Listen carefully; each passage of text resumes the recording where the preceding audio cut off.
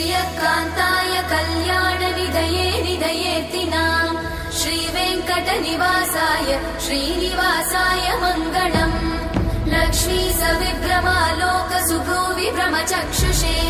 चक्षुषे सर्वलोकानां वेङ्कटेशाय मङ्गलम् श्रीवेङ्कटाद्रिशृङ्गाग्रमङ्गलाभरणाङ्गये मङ्गलानां निवासाय श्रीनिवासाय मङ्गलम्